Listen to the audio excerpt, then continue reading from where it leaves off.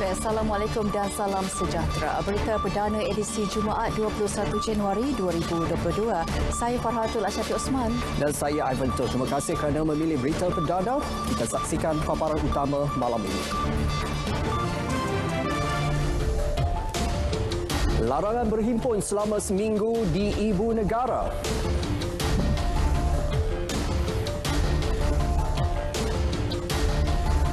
Laluan perjalanan lengkap vaksin Malaysia Singapura dibuka semula.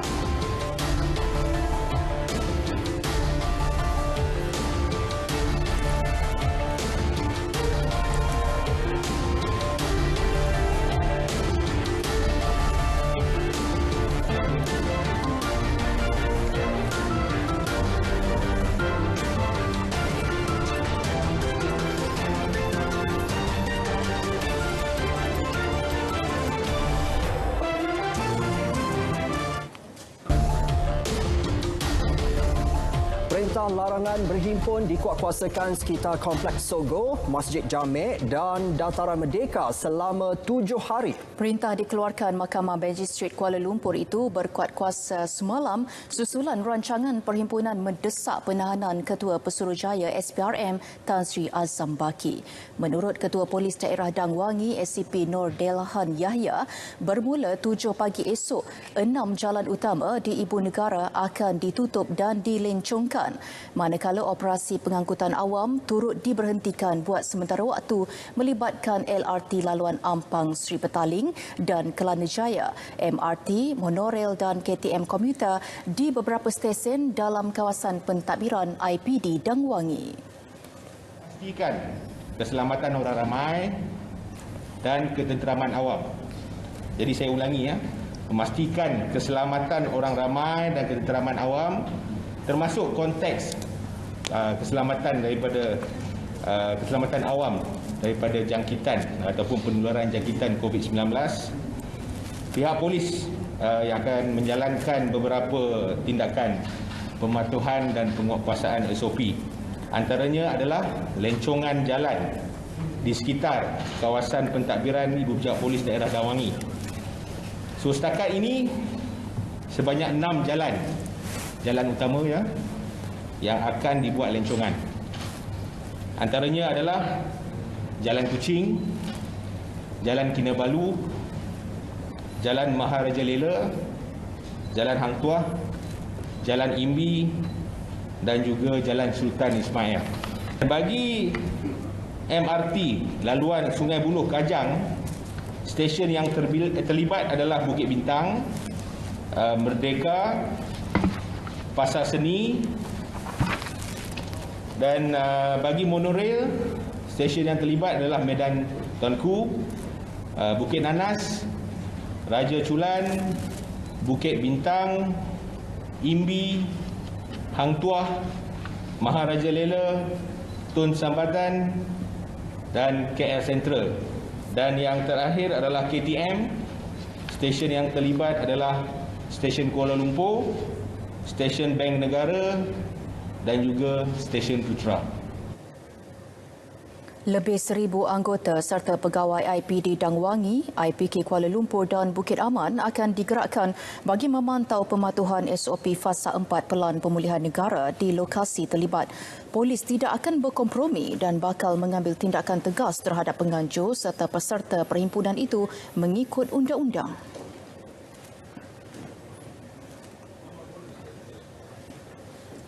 Dan ini pula berita baik kerana berkuat kuasa hari ini penjualan tiket bas serta penerbangan bagi inisiatif laluan perjalanan lengkap vaksin VTL antara Malaysia dan Singapura dibuka semula. Menteri Kesihatan Khairi Jamaluddin memaklumkan kota tiket bas dan penerbangan yang dijual dikurangkan 50% daripada kapasiti sedia ada. Bagaimanapun penumpang yang telah membeli tiket bagi tarikh perjalanan selepas 20 Januari iaitu sebelum pengumuman penggantung perlindungan dibuat, mereka dibenarkan meneruskan perjalanan menggunakan inisiatif VTL mengikut kota ditetapkan sebelum ini. Keputusan membuka semula penjualan tiket bagi inisiatif VTL darat dan udara itu dibuat hasil penilaian risiko yang dilaksanakan berdasarkan situasi semasa COVID-19 di kedua-dua buah negara. 23 Disember tahun lalu, Malaysia dan Singapura menggantung sementara penjualan tiket VTL udara dan darat sehingga semalam susulan ancaman varian Omicron COVID-19.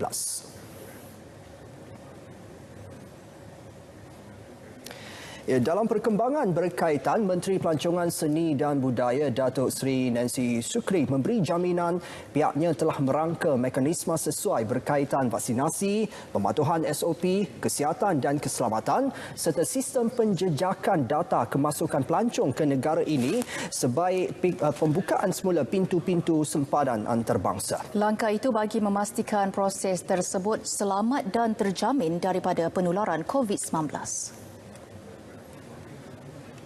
Dan insya-Allah kita akan mengemukakan beberapa perkara semasa mesyuarat Quartet nanti, di mana kita akan memutuskan bila kita nak membuka persempadanan kita dan juga apa yang akan kita longgarkan, kita batal tak perlu buat lagi.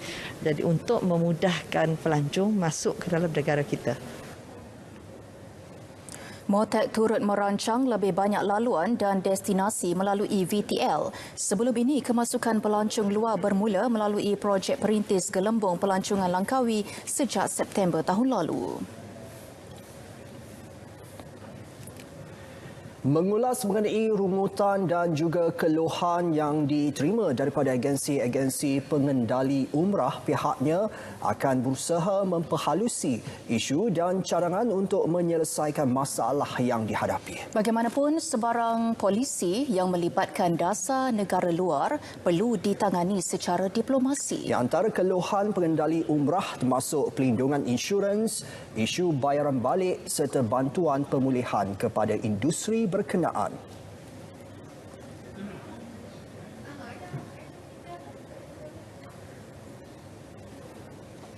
Kita akan mengemukakan perkara yang berkaitan dengan insurans, berkaitan dengan travel agent, sebab mereka nak supaya travel agent umrah saja mengendalikan. Memang kita setuju, tetapi kita tidak dapat mengawal kalau itu adalah polisi ataupun kadar daripada dasar daripada negara lain. Jadi agak sukar untuk kita nak campur tangan dalam keputusan orang lain, ya. Tapi kita perlu menanganinya secara diplomasi. We really have to do it diplomatically, because otherwise ada misunderstanding. Jadi ini yang perlu kita lakukan. Especially on insurance, kita nak bantu syarikat mengendali ini, travel agent yang umrah ini. Motek dan KKM dalam kenyataan bersama selepas mengadakan sesi libat urus Rabu lalu memaklumkan proses penilaian risiko dan SOP akan dimuktamadkan menjelang pertengahan bulan hadapan. Datuk Seri Nancy merasmikan restoran Cita Rasa Sarawak cawangan ke-6 yang dibuka di Ibu Negara.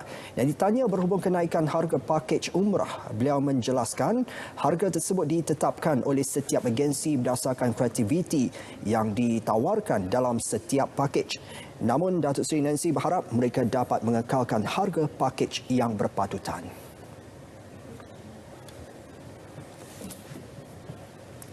Dan ini pula mengenai program Malaysia Rumah Keduaku MM2H yang telah pun meletakkan syarat penyertaan yang lebih ketat, namun telah berjaya mengumpulkan 111 permohonan hanya dalam tempoh 2 bulan. Ya, Ivan, saya kira itu sebenarnya satu petanda baik terhadap prestasi Malaysia di mata pemohon warga asing. Ya, sejak November tahun lalu, 15 permohonan sudah diluluskan dengan 3 daripadanya sudah pun menetap di negara ini. Menurut Menteri Dalam Negeri Datuk Seri Hamzah Zainuddin, ia sekaligus menyangkal dakwaan bahawa syarat ketat yang dikenakan akan mengurangkan minat warga asing untuk datang ke Malaysia. Antara syarat dikenakan termasuk pemohon perlu mempunyai simpanan tetap RM1 juta. Baki permohonan yang belum diluluskan disebabkan penghantaran dokumen yang tidak lengkap. Kalau 111 orang ini kita lulus, immediately they will bring in at least minimum 1 million each. Daripada dulu hanya kita berikan 300,000 saja. That's the difference. Jadi kalau hari ini kita dapat lulus 1,000 tahun ini, contohnya tahun 2022 1,000, kalau ikutkan average, every year we will get about 1,000. So with that we will get about 1B. We will touch 1B. Itu yang kita nak. Bezanya daripada dulu hanya 300 juta. Jadi ini perbezaan untuk kita melihat kejayaan program ini dari segi menjemput peserta-peserta yang berkualiti. Kualiti maknanya mereka yang mampu untuk duduk dan berbelanja dalam negara kita menggunakan apa kaedah sekalipun. Yang pentingnya program ini akan mencapai kejayaan. Terdahulu beliau melancarkan ruang eksekutif pusat MM2H di Ibu Pejabat Jabatan Imigresen Putrajaya.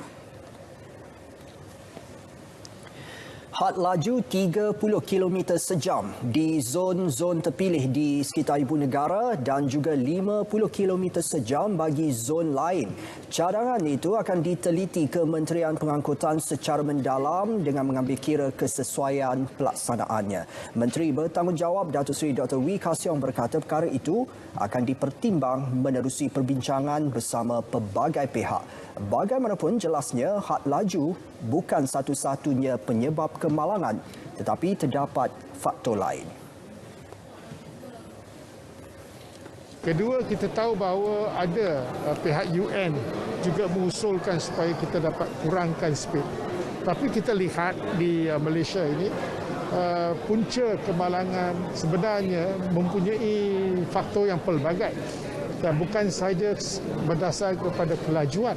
Kelajuan yang dikatakan daripada 50 kepada 30 sudah pastinya akan mendapat reaksi bercampur-campur. Tahun lalu Miros mencadangkan had laju 30 km sejam bagi kawasan perumahan, bandar dan kampung sebagai sebahagian perancangan keselamatan Jalan Raya Kebangsaan 2021 sehingga 2030. Ini pula susulan harga barangan mentah yang meningkat. Peniaga makanan dibenar untuk menaikkan harga jualan dengan syarat tiada sebarang unsur mencatut atau melampaui keuntungan sebenar. Timbalan Menteri Perdagangan Dalam Negeri dan Hal Ehwal Pengguna, Datuk Rosul Wahid berkata, terdapat keluhan dan rungutan daripada peniaga mengatakan terpaksa menaikkan harga jualan kerana harga barangan mentah yang terlalu tinggi. Peniaga boleh naikkan tapi dengan syarat tidak ada unsur mencatut. Faham? Maknanya mereka boleh naik tapi keuntungan mereka tersebut bukan terlampau tinggi. Jadi bukan berarti mereka tak boleh naik harga. Sebab kita faham, peniaga memang bila berniaga nak untung. Betul kan? Nak untung. Jadi takkan nak rugi tapi jangan terlampau. Jika ada mencatut nanti menjadi kesalahan saham. Dia buat patuh undang kita. Beliau meninjau pelaksanaan dan pematuhan skim harga maksimum keluarga Malaysia di Pasar Komuniti Tutong.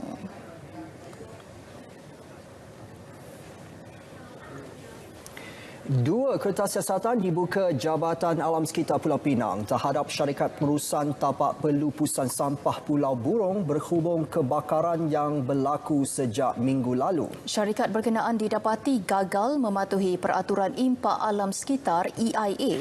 Namun JAS masih menjalankan siasatan terperinci memandangkan operasi memadamkan api masih berjalan selain menunggu laporan punca kebakaran daripada pihak bomba. Dan jelas pengarahnya Sharifah Zakiah Said Sahab, sebanyak 14 notis arahan serta 2 kompaun telah dikeluarkan terhadap pengendali syarikat pelupusan tapak sampah berkenaan tahun lalu.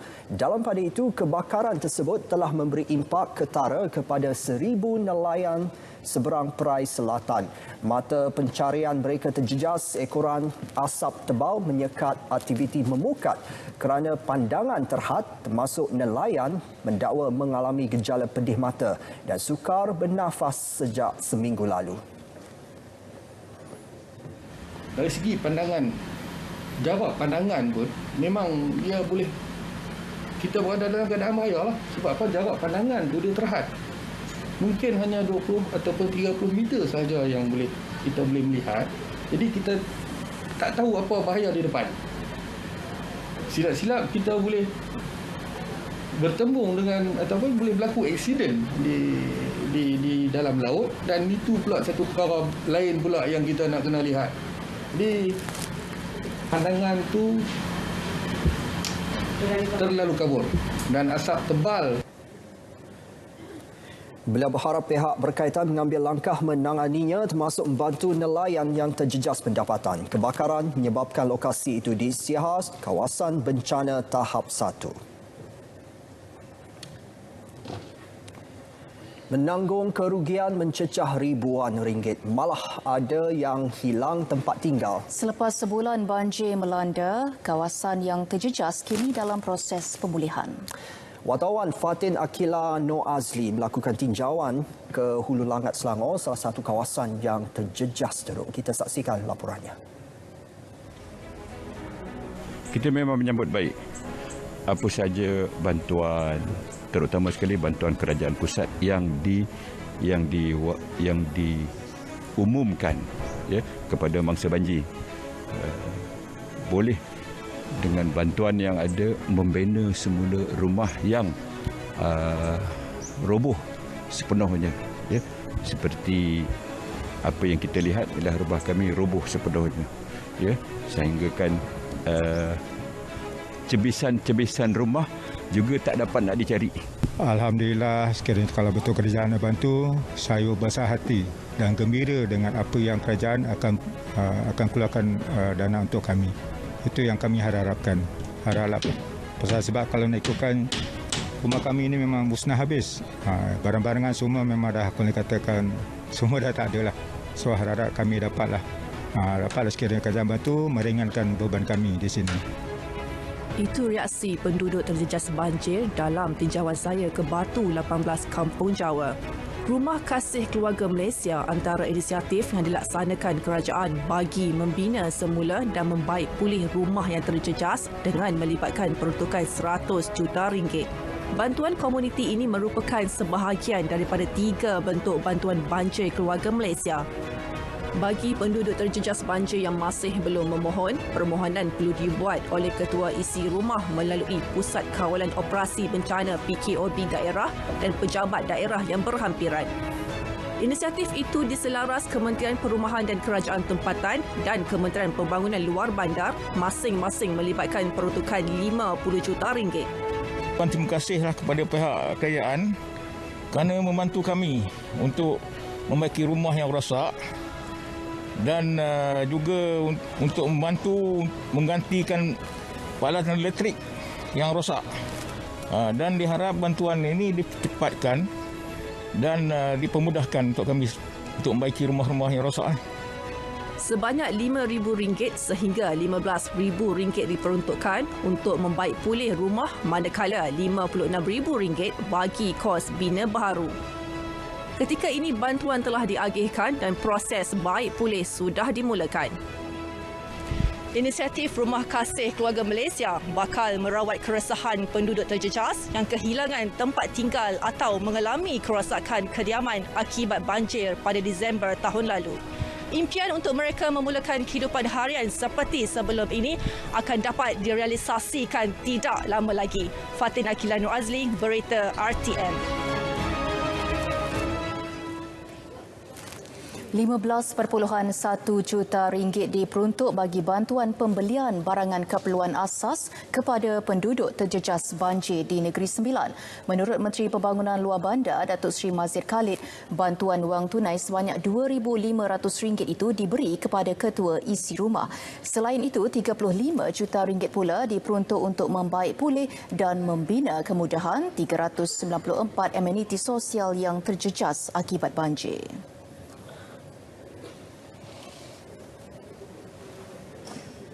Itu 2 tambahanlah untuk Kementerian Pembangunan Luar Bandar. Yang pertama itu tadi saya dah sebut, baik pulih rumah dan bina baru rumah. Yang kedua jalan, dan yang ketiga adalah ameniti sosial. So kami di KPL buat 3 perkara. The rest tu di bawah ICU. Yang bagi cash tu di bawah ICU Jabatan Perdana Menteri. Kementerian Pembangunan Luar Bandar melalui agensinya giat menjalankan kerja-kerja membaik pulih rumah dan membina rumah baharu penduduk terjejas banjir di seluruh negara. Pihak kontraktor yang dilantik diberi tempoh antara 4 hingga 6 bulan untuk menyiapkan projek.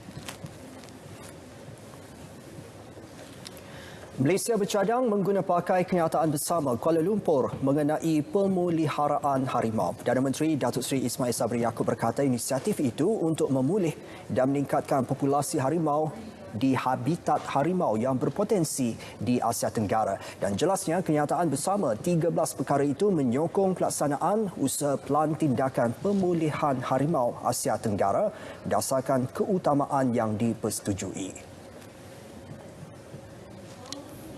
The adoption of the Kuala Lumpur Joint Salmon, STRAP and Resource Mobilisation Strategy will provide tiger range countries a means to set realistic, actionable targets in their bid to achieve tiger recovery goals. Datuk Seri Ismail Sabri turut menyeru negara-negara lain dengan semangat keluarga dunia menyelamatkan harimau kerana kepupusan spesies itu tidak mengenal sempadan geografi, budaya maupun politik. Malaysia akan mengukuhkan usaha pemeliharaan harimau negara sekaligus menyokong pelbagai inisiatif global termasuk yang disarankan menerusi persidangan Menteri Asia Keempat AMC 4 mengenai pemeliharaan harimau. Beliau berkata demikian ketika merasmikan AMC 4 secara maya. Kes positif baharu COVID-19 kembali melepasi 4,000 apabila sebanyak 4,046 kes dilaporkan hari ini. Kali terakhir kes positif harian mencecah angka 4,000 adalah pada 18 Disember lalu. Ketua Pengarah Kesihatan Tan Sri Dr. Nur Hisham Abdullah berkata jumlah kumulatif kes kira-kira 2.82 juta sejak pandemik melanda negara.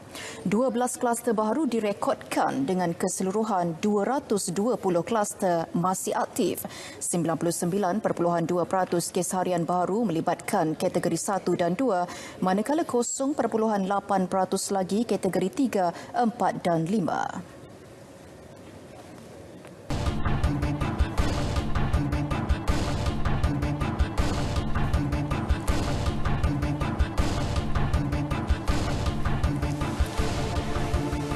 Perjanjian Perkongsian Ekonomi Komprehensif Serantau RCEP akan membuka peluang pasaran baru selain menggalakkan perkongsian ilmu dan teknologi khususnya daripada negara maju.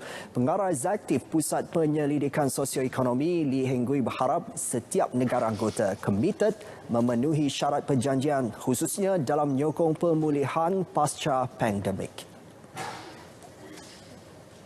The challenge is to make sure the RCEP members conform with the implementation, whatever the promised reduction in the tariff, further facilitate trade, bring down the cost, trade costs.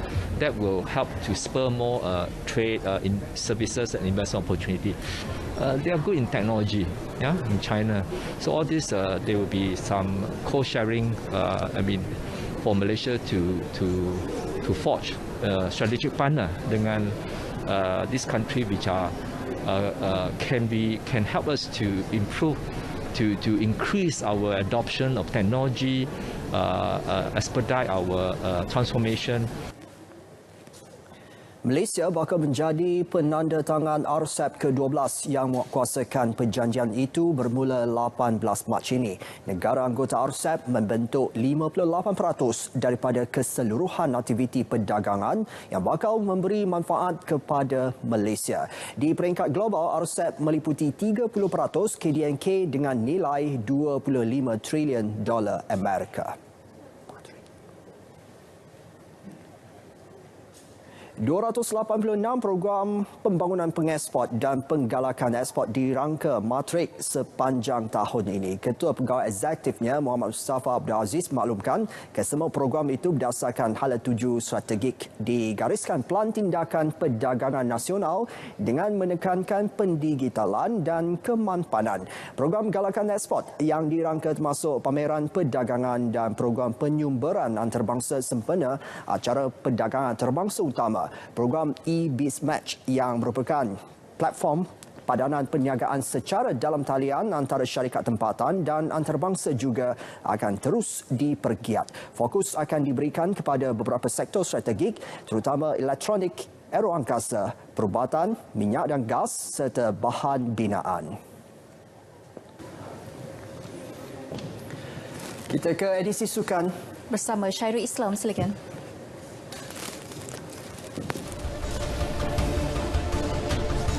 Lizijia berdepan laluan getir dalam karier. Jurulatih Korea Selatan pilihan FM kendali Harimau Malaya.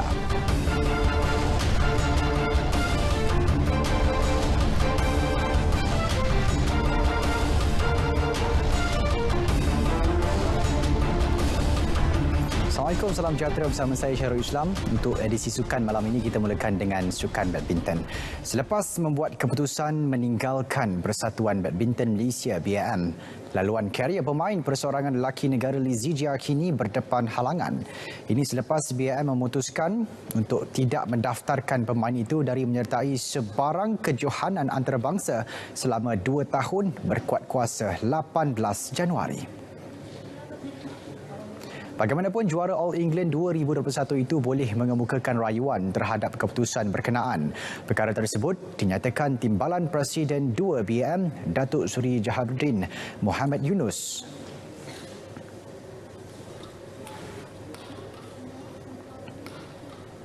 Jadi bila kamu tarik diri, apa yang badan itu boleh buat?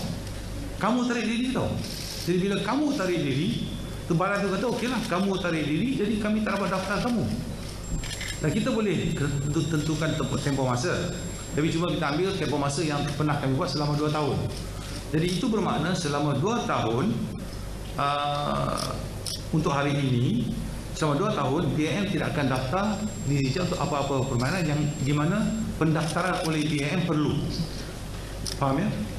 Dan itu tertakluk kepada proses rayuan. Jika dia rayu itu cerita lain lah. Selain Zijia, bekas pemain perseorangan wanita kebangsaan Goh Jin Wei turut dikenakan tindakan sama. Dalam pada itu, Menteri Belia dan Sukan Datuk Seri Ahmad Faizal Azum menerusi hantaran di laman media sosialnya berkata, beliau akan bertemu kedua-dua pihak dalam masa terdekat. Penantian peminat tanah air mengenai siapa yang bakal mengisi kerusi Ketua Jurulatih Baharu Harimau Melaya akhirnya terjawab. Hari ini Persatuan Bola Sepak Malaysia FM mengumumkan Kim Pan-gon dari Korea Selatan menjadi pilihan menggantikan Tan Cheng Ho. Pan-gon mengikat kontrak selama 2 tahun dan dijangka tiba di Malaysia pada awal Februari 2022. Beliau akan turut membawa bersama-sama 4 pembantunya iaitu seorang penolong jurulatih, seorang jurulatih penjaga gol, seorang jurulatih kecergasan dan seorang juru analisis. Pan-gon yang bakal genap 53 tahun pada 1 Mei 2022 ketika ini adalah pengarah pasukan kebangsaan di Persatuan Bola Sepak Korea KFA sejak tahun 2018. Beliau juga sebelum itu merupakan Ketua Jurulatih Kebangsaan Hong Kong dari 2009 hingga 2010 dan 2012 hingga 2017 dan pernah menjadi pembantu jurulatih untuk beberapa kelab. Jelas Presiden FM Datuk Hamidin Muhammad Amin, pemilihan Pan-gon adalah calon tepat untuk mengendalikan skuad Harimau Melaya berdasarkan pengalaman luasnya di peringkat kelab dan pasukan kebangsaan. Antara beberapa kategori kita lihat adalah pertama tentang understanding dia tentang Malaysian football, mana tentang players kita, itu pertama. Kedua, definitely dia masa pro license with certain standard, dia pernah manage national team sebelum mana-mana negara, international networking, dia tahu siapa musuh Malaysia. Maksud dia kita akan bermain dengan SEA Games punya team dan juga Asian. Bukan kita nak bertemu pemain dengan negara luar di Europe. Kerana our target for time being adalah to improve for our ASEAN and Asian. Our expectation dan beberapa elemen lagi yang kita fikir. Beliau dan barisan kejurulatihannya akan mula memantau pemain-pemain sebaik saingan Liga Malaysia 2022 bermula bagi panggilan pertama kem latihan pusat pada Mac 2022 sebagai persiapan awal menjelang kelayakan Piala Asia 2023 Jun depan. Susulan kegagalan skuad kebangsaan dalam kempen Piala AFF 2020 di Singapura juga, pengurus pasukan Datuk Muhammad Yusof Mahathir meletakkan jawatan. Datuk Bila Yusof telah berjumpa dengan saya dan menyatakan hasrat untuk meletakkan jawatan dan kita telah terima sebagai pengurus pasukan. Dan beliau pun inginkan konsentrate untuk Amateur Football League dan juga sebagai timbalan presiden. Jadi untuk ketika ni jawatan tu kosong dan apa pun pasal national team ni, saya tunggu daripada technical director dengan tim untuk siapkan proposal yang mungkin maybe another 1 more week or 2 weeks to ready untuk kita start to move. Datuk Yusof dilantik sebagai pengurus pasukan kebangsaan pada Jun 2021 ketika skuad Harimau Melaya dalam kempen keyakan Piala Dunia 2022, Piala Asia 2023 di Emiriah Arab Bersatu UAE. Dalam pada itu, Badan Siasatan Bebas Pasukan Harimau Melaya membentangkan 10 punca kegagalan skuad negara di bawah kendalian Tan Cheng Ho di Piala Suzuki AFF 2020. Antara hasil bedah siasat yang menjadi tumpuan adalah ketiadaan pemain core, percaturan taktikal dan keberkesanan pemain naturalisasi. Faktor tiadanya hikmat sejumlah besar pemain-pemain ini untuk ke Singapura mendedahkan kelemahan proses komunikasi di antara ketua jurulatih dan pengurusan pasukan serta jawatankuasa pengurusan pasukan kebangsaan. Selain itu, percaturan taktikal juga turut menjadi antara faktor. Percaturan taktikal dengan memaksa pemain menyesuaikan diri dalam keadaan formasi berbeza nyata tidak berkesan. Ia kerana tempoh latihan yang singkat bagi pemain-pemain memahami sebarang perubahan taktikal. Antara punca lain adalah keberkesanan hikmat pemain naturalisasi.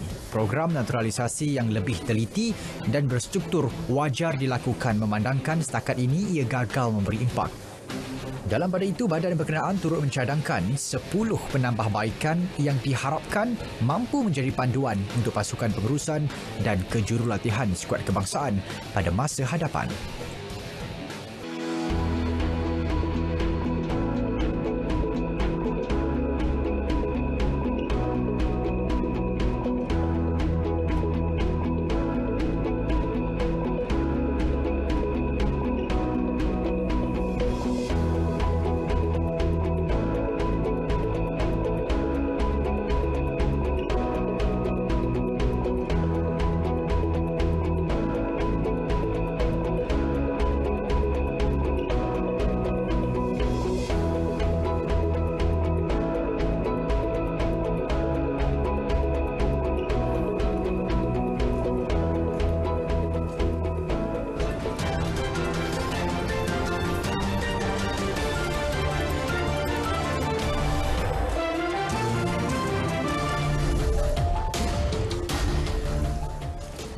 Cuba anda bayangkan jika anda terlihat wang bertaburan di depan mata anda, apa yang akan anda lakukan? Ya, kita saksikan kisah wang bertaburan dalam segmen Hashtag.